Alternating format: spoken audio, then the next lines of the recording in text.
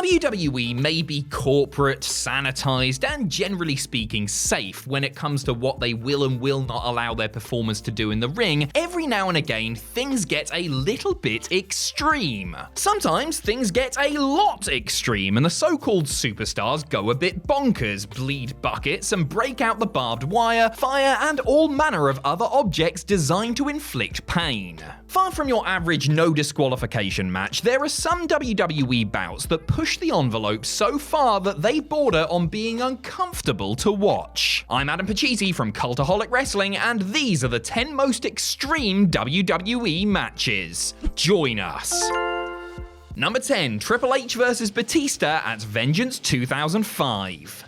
Triple H and Batista had already met at consecutive pay-per-views, with Big Dave taking the WWE title from the game at WrestleMania 21 before besting him in the rematch at Backlash. In truth, both of those matches were slightly underwhelming and didn't really deliver on the promise their awesome personal feud seemed to suggest. They put things right in their final encounter though, settling things once and for all inside Hell in a Cell at Vengeance. Starting out with some nice chain whipping and attempted hanging, Hunter ramped up the sadism by introducing a barbed wire wrapped steel chair into the equation. The former Evolution teammates bloodied each other up, with Trips sporting the proverbial crimson mask as he tried to remove the animal's jaw with a sledgehammer. Batista ended up turning the tables and used the hammer to his own advantage, and then the stairs before putting his old mentor away with a Batista bomb. I don't think anyone expected these two to go as hard as they did given their previous efforts, but this was surprisingly and refreshingly savage.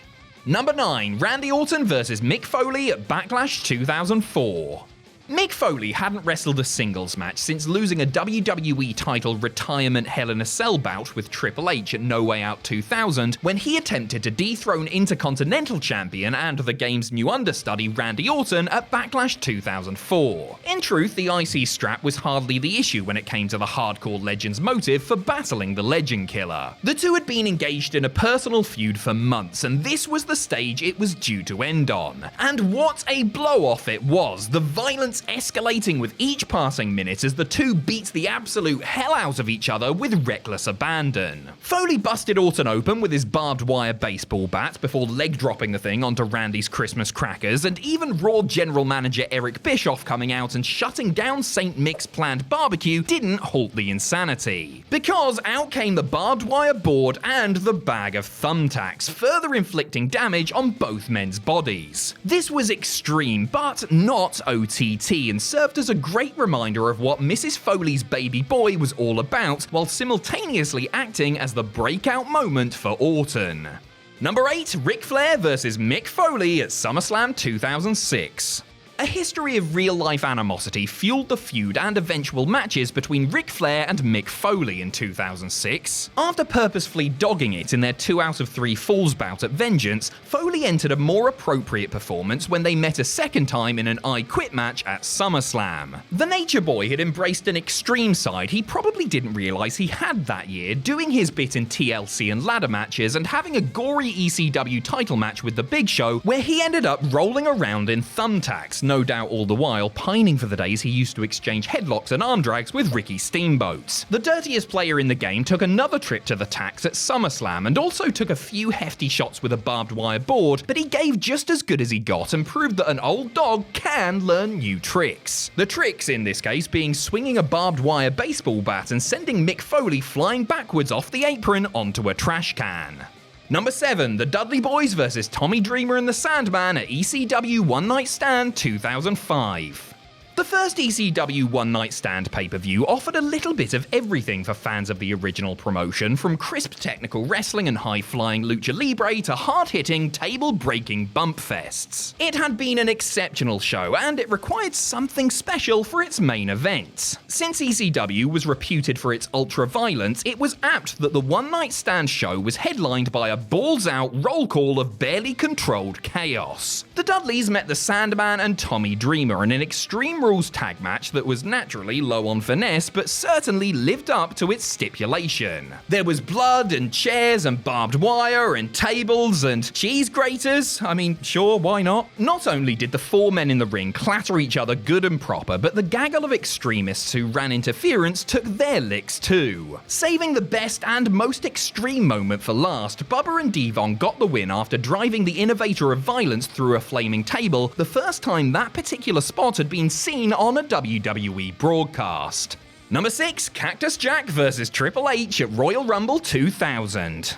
Mick Foley and Triple H had a very enjoyable Falls Count Anywhere match on the September 22nd, 1997 episode of Raw, which ended when Foley, as Cactus Jack, pile-drove the game through a table on the stage. That stunt looked like child's play compared to what the Hardcore Legend and the Cerebral Assassin cooked up almost 2.5 years later when they met once more inside Madison Square Garden, only this time with Hunter's WWE title on the line in a street fight. A match that solidified Triple H as the real deal. It was also one of Foley's last great matches of his full-time in-ring career. Knowing he was going to hang up the socks sooner rather than later, Foley did everything in his power to put on a performance to remember in the world's most famous arena and subjected himself to some serious abuse in a bid to get his opponent over. The coup de grace was Foley turning himself into a human pincushion after receiving a pedigree on the thumbtacks. A breathtaking finish to the intensifying carnage. Number 5, John Cena vs JBL at Judgment Day 2005.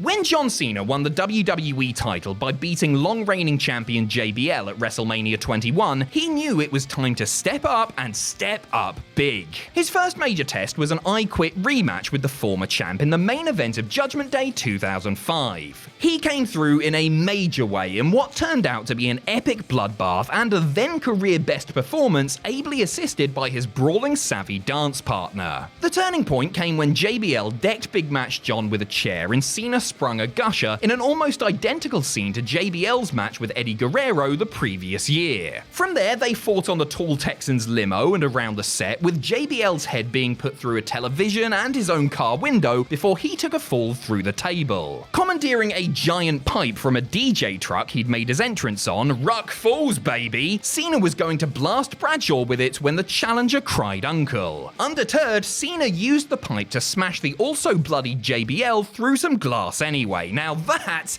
is extreme. Extremely spiteful, that is. Number 4, Mick Foley vs Edge at WrestleMania 22. Mick Foley's next major match after his classic with Randy Orton was a WrestleMania meeting with Edge. Alright, look, I know he did a match against Carlito at Taboo Tuesday 2005 where fans voted for him to wrestle as Mankind, but that whole thing was a bit rubbish and I'd rather pretend he only reappeared to feud with a rated R superstar, okay? Chasing the WrestleMania moment that he had surprisingly never had, Foley rolled back the years once more in another nutty hardcore match. It must have helped that Edge was trying to establish himself as a major force as a main event singles star at the time, because he was game to do anything, willfully maiming himself for the cause. It had all the favourites, including Barbie, Thumbtacks, and Fire. Even Lita got in on the act too, her interference resulting in her receiving a particularly spiky Mr. Socko cutting her lip. The finish was one of the darndest things you are ever likely to see on a WWE show too, as Edge speared Foley off the apron and through a flaming table. Consider your WrestleMania moments made, Mick, and consider your eyebrows melted, Edge. Number 3, Mick Foley, Edge and Lita vs Tommy Dreamer, Terry Funk and Beulah McGillicutty at ECW One Night Stand 2006. A couple of months after trying to scar each other at the showcase of the Immortals, Edge and Foley were thick as thieves and teaming up against two of ECW's most beloved stars. The teams were set to compete in a hardcore rules tag match at the second One Night Stand pay-per-view when it was changed to an intergender six-person affair just beforehand, adding Beulah McGillicutty and Lita to the mix as well. Everyone did their bits, but Foley and Funk in particular went at it like it was Kawasaki 1995 and ended the match entangled in a barbed wire board. Prior to that, the board had been used plenty, as had the barbed wire bat, a ladder, and a flaming barbed wire 2x4. There was violent intent behind everything they did, with Dreamer at one point trying to garrote the Ultimate Opportunist with a strand of barbed wire. Naturally, the rabid crowd in the Hammerstein ballroom ate it all up, and speaking of having fun, Edge looked rather happy to come out on top. Hopefully not literally. Number 2, Shane McMahon vs Kurt Angle at King of the Ring 2001. Just because Shane McMahon was born with a silver spoon in his mouth does not mean he's not prepared to get repeatedly thrown into and then through multiple sheets of glass. In truth, much of Shane O'Mac's output has been quite gimmicky, and he thrives when the rules are loosened. Kurt Angle, on the other hand, is arguably at his best when he's allowed to do what he does best, which is wrestle. The Olympic hero really showed his versatility at the 2001 King of the Ring, meeting the boss's son in a heated street fight after wrestling in the tournament semi-finals and final earlier in the night. Aside from the aforementioned glass-smashing fun, which was complicated due to the production people ordering the wrong type of glass, fearing that the pyrotechnics would probably cause it to shatter prematurely, McMahon and Angle battered one another with the obligatory canes, street signs, garbage cans, and other assorted plunder. It was a tremendous spectacle and genuinely took it out of both competitors, with Shane sustaining a concussion and Kurt cracking a tailbone after getting suplexed on the floor. Number 1, The Undertaker vs Mankind at King of the Ring 1998. We have seen a lot of Mick Foley on this countdown thus far, and for good reason. Nobody pushed themselves to the extreme quite like the hardcore legend, but even he managed to surpass his own lofty standards at the 1998 King of the Ring. Fearing his Hell in a Cell outing with an injured Undertaker was going to suck unless he went above and beyond, Foley as Mankind went up and over the top of the cell, that is. We've all seen him sailing first off and then through the top of that damn cage seemingly more times than we've wiped our own backsides, as they are two of the most endlessly replayed moments in wrestling history. What tends to be forgotten about is what happened after Mick took the second bump. Not only did he continue the match as his tooth stuck out of his nose, he carried on the plan and let the Phenom chuck him about at will, capping things off with a ride onto his old friends, the Thumbtacks. It has been almost a quarter of a century since this all went down, and nobody, mercifully, has come close to matching its extremeness.